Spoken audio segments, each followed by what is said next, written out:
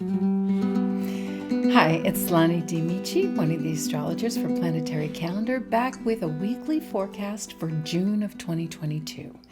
We're going to start on the week from June the 6th and go to Sunday, June the 12th. And it's a bit of a deceiving week because it starts out really calm and slow. If you look on the 6th, we've got a lovely Virgo Moon, hard work, get the things done. There's nothing to interfere with that emotional need for details and organization. No numbers are above or below the number, and glyphs.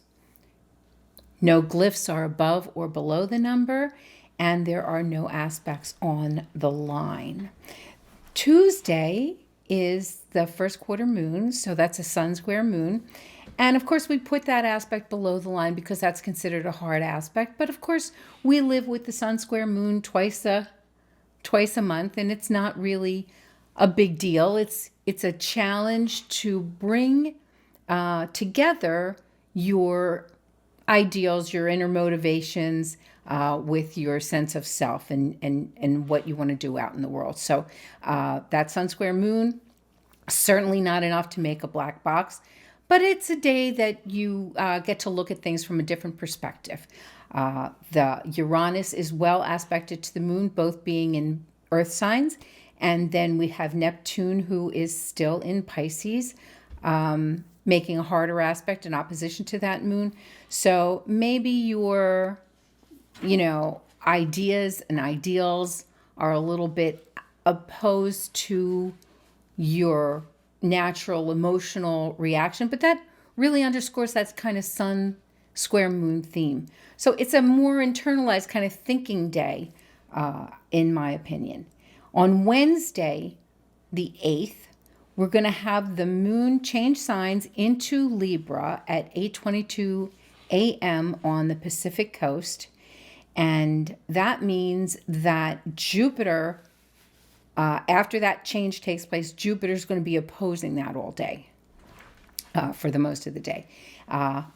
Even though we have Mercury and Pluto above the number. Now, Mercury is in Taurus and Pluto is in Capricorn, so they're making a nice aspect to each other in earth signs. So it may be a day to address some hidden issues verbally with someone. On Thursday, the 9th, we have that sunshine moon, lovely sunshine moon. We've got kind of an interesting thing going on with that Mars, though, because even though that sun moon trine makes you feel kind of centered in yourself and stable, that Mars opposition, because that Mars is in Aries, that is opposing that moon, that's really one of the hardest signs for Mars to get a handle on, because Mars is all about me and what I do and what I have to get done, and Libra is all about we and what can we do together, and let's think about this first. And that's not the way that Mars works. So that Mars might trip you up even though you've got that nice sun trine moon. So just be aware of that. On Friday, the 10th, we have Saturn well aspected to the moon. Now that's when that's when the moon is still in Libra, which is for the better part of the morning anyway. The moon will change into Scorpio at 1:41 p.m. Pacific time. And then that good aspect of Saturn will go away, but we have the Pluto making a good aspect to the moon after that time. And then we have the Mercury trine Pluto. So that's going to support that, especially in the afternoon. Again, this is that whole idea about communicating something profound, or something that's hard to say. That's a good day to do it because you've got that trine supporting you. And then on the 11th, Saturday the 11th, we've got this push me, pull you, good news, bad news kind of thing going on there. We've got the Venus conjunct Uranus. That's above the line because it's a conjunction. But the fact is that they are both opposing the moon. So your emotional nature is going to be sort of out of touch with this need for harmony and beauty and shaking things up a little bit, maybe with the earth or something. So you can really have kind of a trying day if you're trying to affect these areas of your life in an outward way. I think, again, this is another sort of internalize that kind of energy. Think about the changes you want to make. Think about the harmony and beauty you want to establish rather than being able to really manifest that in something physical in the world. So it might be a kind of relaxed, sit back kind of day, even though Uranus doesn't usually like to sit back and relax, but it's in Taurus.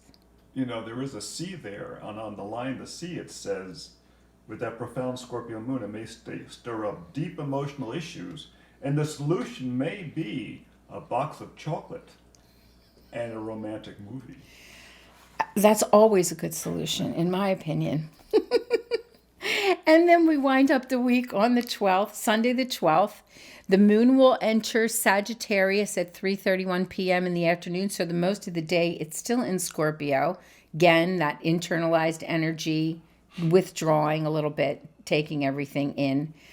Saturn and Mercury are below the number, and that's during the morning before the moon changes sign. And then we have Neptune and Pluto also above the number, and that's because Neptune is in Pisces and Pluto is in Capricorn forever, I think. I shouldn't say that because there are many people who are as anxious as I am to get Pluto off their rising or wherever it's residing in your chart. So that's the week. Come see us on Fridays at our YouTube channel, Planetary Calendar Astrology, when we upload our weekly forecast.